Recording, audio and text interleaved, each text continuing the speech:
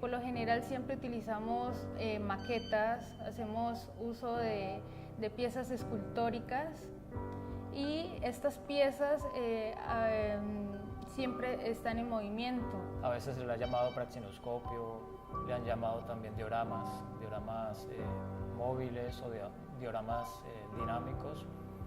Y nosotros dos tuvimos la idea de ponerle o de llamarle animaciones estroboscópicas.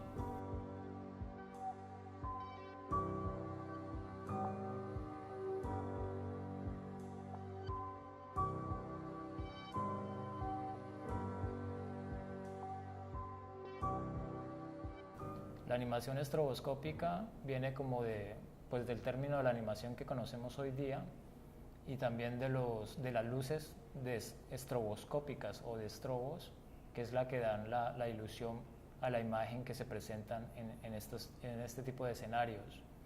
Estos escenarios, como son tridimensionales, entonces han generado como esa inquietud de cómo llamarse, de cómo funcionan. Estas luces manejan unas frecuencias que a su vez nosotros lo que hacemos es sincronizarlas con el movimiento de un disco sobre el que se ponen las piezas escultóricas que llamamos fotogramas. Estas piezas son modeladas en cera de abejas, son unas piezas a pequeña escala y por lo general son muy similares a los juguetes para maquetas. Tiene como más allá otro tipo de elementos que se han ido investigando durante muchos años, tanto técnicos como también conceptos sociales, anécdotas, que han hecho que la obra tenga de alguna manera un contenido, ¿no? Digamos un contenido reflexivo en torno a la dinámica pues, del medio, ¿no? Digamos los medios de alguna manera, cualquiera como se le llame,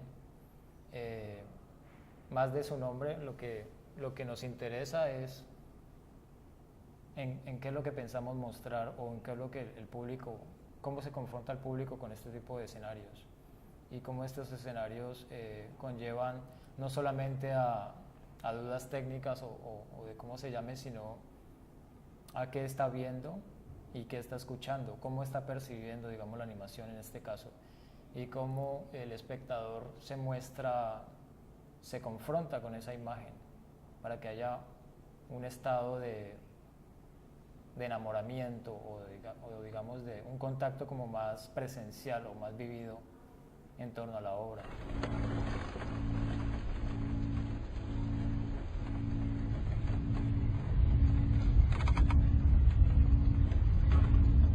La investigación que hicimos, que hemos llevado a cabo durante varios años, empezó con la fotografía, trabajando la imagen fija, que era una forma pues de registrar la gestualidad del cuerpo, porque nos interesaba en ese momento como abordar los accidentes frente a la escultura. En algún momento sentimos la necesidad de querer abordar la gestualidad del movimiento y tuvimos unos acercamientos pues como hacia los principios del cine, hacia el precine. Entonces nos encontramos con Muybridge. Muybridge es un fotógrafo que hace uso de las imágenes fijas para mostrarnos cómo está compuesto el movimiento, o sea, descompone el movimiento a partir de unos fotogramas, de unas imágenes estáticas. Entonces se da cuenta que uno de los caballos mantiene levantadas sus 4 patas en el aire. Bueno, en el transcurso del trabajo que Lady y yo iniciamos, empezamos a encontrar como algunas inquietudes frente a los medios y la animación. Entonces ya investigábamos mucho con programas de ordenador, cosas muy virtuales y digitales, pero entonces al empezar a estudiar la historia, digamos, de la animación, empezamos a retomar y a ir hacia atrás en el tiempo, para encontrarnos pues con los juguetes del precine. Allá estaba experimentaciones que también surgieron con fotógrafos como Edward Muybridge, como Marey, y los que consideraron como padres de la imagen en movimiento. Esto con la suma de los juguetes ópticos, los zoótropos, los praxinoscopios y elementos que de alguna manera generaban una función escópica en ese momento, de solamente mostrar una animación con movimiento real, en tiempo real, perdón, nos llamó la atención cómo empezar a realizarlos. Surgieron ejercicios, cogimos tocadiscos, cogimos las esculturas que ya teníamos móviles, inmóviles, y empezamos a... Surgió, digamos, otro tipo de inquietud, y es que la escultura podía tener movimiento, la escultura podía ser animada y podíamos reemplazar, digamos, en este caso, las fotografías o los ejercicios que hizo Edward Muybridge o los ejercicios que hizo Marey fotográficamente para volverlos escultura. Entonces, estas piezas que hoy en día son complejas de denominar simplemente porque todo lo nuevo es complejo al principio, generaron esas inquietudes porque son esculturas móviles, tú las ves y se mueven. De ahí surgió como la idea de empezar a hacer ejercicios y Lady y yo empezamos a manipular esculturas, a manipular autorretratos, a hacer que los retratos generaran una gestualidad corporal que no encontrábamos en la fotografía estática, que no encontrábamos en la escultura solamente convencional, y unir toda esa fusión yo creo que llegamos sin pensarlo, digamos, a un proyecto muy bello que tiene que ver con la animación tridimensional. La dedicamos a Muybridge y fue nombrada como homenaje a Muybridge, en la cual están unos caballos que son hechos son de juguete, bueno, son juguetes que encontramos en las piñatas de los niños, eran unos caballos que manipulamos y generamos la ilusión óptica del caballo galopando. Esa obra fue la primera que se hizo con luz estroboscópica. Fue una obra que generó pues como el primer indicio a la imagen en movimiento tridimensional con estrobos, y a partir del estudio que se hizo con Muybridge.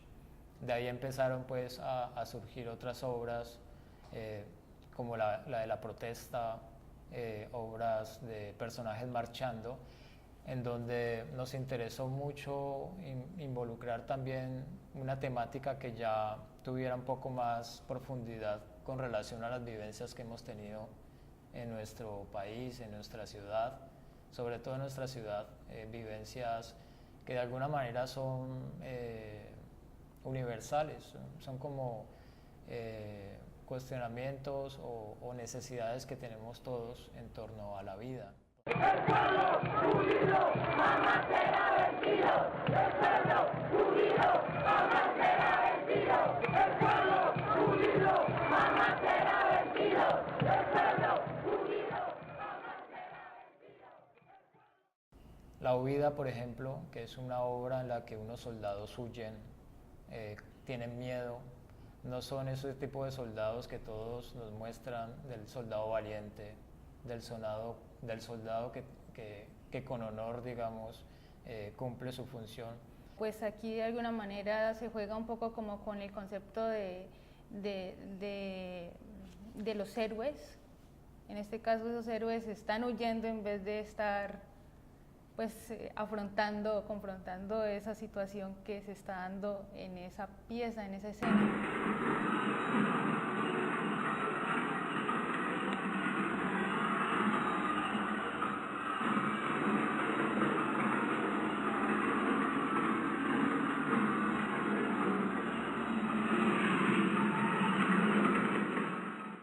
La pieza que tenemos en este momento es una pieza que tiene 7 estudios de animación. Se puede observar pues como la histeria de los personajes que están siendo atrapados como involuntariamente por un ente exterior. Hacemos uso de noticias, de discursos que se dan en nuestro país. internacional humanitario y más de 80 casos de violencia basada en género. 13.400 millones de pesos. En donde se expresaba la preocupación por esa pelea con farmacéuticas de Estados Unidos que mueven un fuerte interés. Es una escena en donde hay un público, este público que está epiléptico, está enfermo, está cansado, está convulsionando. Hay una reacción a ese sonido que surge de unos megáfonos que quedan en el interior de la obra. Es como un escenario en donde en todo su centro hay una especie de panóptico o de un elemento panfónico en el que el sonido afecta a estas personas. Sin odio, sin esa verborrea de Maduro, sin esa demagogia de Maduro, porque su libertad siempre quiere más. 180 cubanos, africanos y somalíes. Comunicador social. Entonces generamos unos diálogos entre esos discursos y pues la idea es de alguna manera hacer una relación entre los centros oratorios religiosos y los políticos o los de otros escenarios también. Queda la inquietud de que se están resistiendo o se están doblegando, digamos, hacia estos sonidos. ¿Hay una resistencia o están perdiendo su voluntad frente a lo que se está diciendo en este tipo de sonido? Es como una inquietud que nos interesa mucho mostrar. En esta pieza está presente de alguna manera como ese juego de poder, las jerarquías que se pueden establecer en la sociedad. En este caso pues está muy cercana a esa idea del adoctrinamiento también y de un poder que quiere educar de alguna manera pues como a la sociedad o a un grupo de personas, como manejarlos a su antojo. Esa saturación de discursos, de promesas, de noticias que se solapan una a la otra y que terminan siendo pues como de alguna manera una réplica pues de lo que vivimos en este momento, esa saturación de información, esa situación que se da con las noticias de cómo una anula a la otra, donde no hay información totalmente, como que se pretende de alguna manera a veces informar, pero a veces como que parece ser que todo fuera a la inversa. Tanto exceso de comunicación, tanto exceso de la facilidad que tenemos para comunicarnos, más que nutrirnos nos estará indigestando. ¿Qué pasará? ¿Cómo percibir ese momento? El fenómeno del niño se da en el segundo semestre, pero se da en forma, Por lo menos generar confianza. La gente está suficientemente enterada y apropiada. Establecer unos protocolos. Ahorremos, porque siempre hay algo que queremos. la Agencia Nacional de Minería. Los comerciantes están preocupados. Del mercado. El proceso de reinserción, de resocialización, de adaptación, de integración otra vez a su familia, a su hábitat natural en los pueblos, en el campo, en fin, de donde haya salido.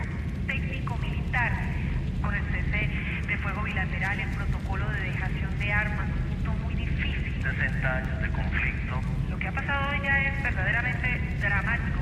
De la sala penal presentaron impedimento los magistrados Eugenio Fernández Calías, que tiene un hijo y un sobrino trabajando en la fiscalía. La magistrada Patricia. Vemos a estos personajes convulsionando, los vemos cansados, los vemos histéricos, los vemos revolcándose, resistiendo, tal vez algunos perdiendo su voluntad, perdiendo su libertad. Finalmente, yo diría indigestados con el exceso de información que reciben.